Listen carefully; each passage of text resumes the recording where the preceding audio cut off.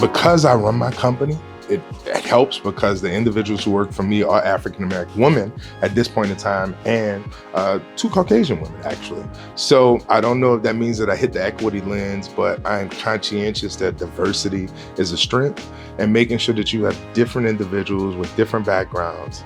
I think that helps you do better. And I also believe in the long term, it can help you make more money.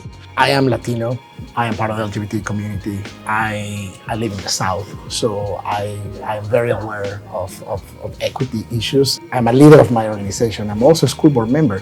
So now that I'm in a position of decision making and in some level of power, I have to use that privilege and bring my story and be hopefully an effective agent of change.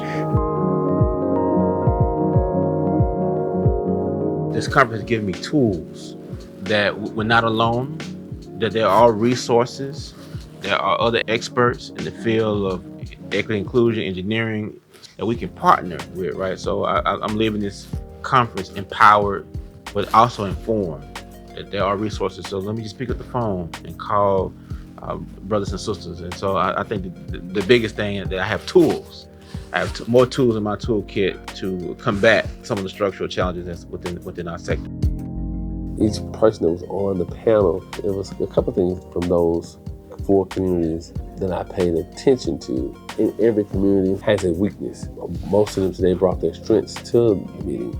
So that really just grasped me, that I think I'm going to talk to them and get more leadership and direction. Some of the things that were discussed today, it reminded me of when I was a community organizer when I was 27. And it was going back to the old-fashioned half-house meetings. Sit down with people in the community, get them involved.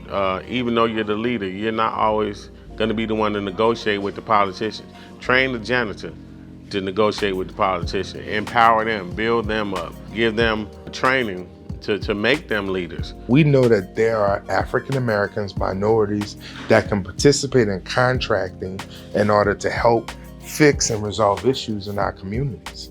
And so if I took anything from my panel specifically, we talked about what it means to bank Black, right? We can use equity as a strength and use that as a launching pad to ensure that there are more African American businesses, women, and men that can invest in the communities that we live and we grow in.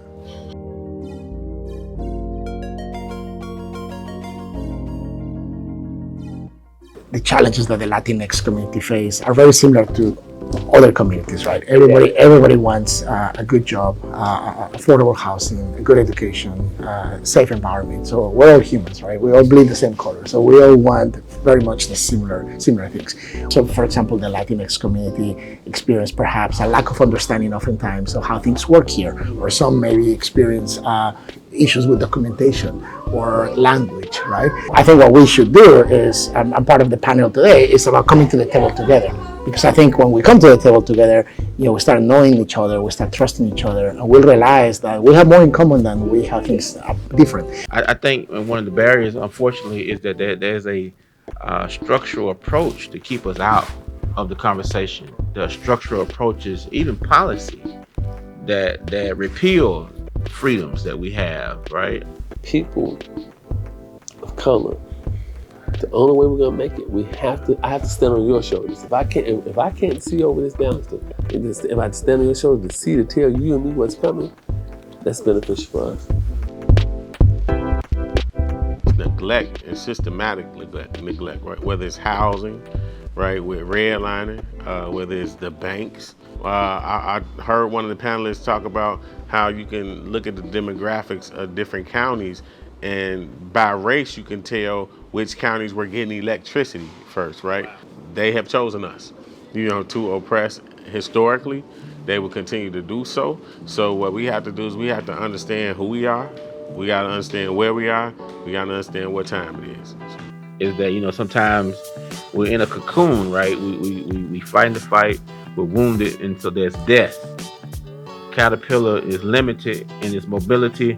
The butterfly is unlimited in its mobility because it has wings. And so I think conferences like this take us to the cocoon, the uncomfortable conversations, the reflections, the work we have to do.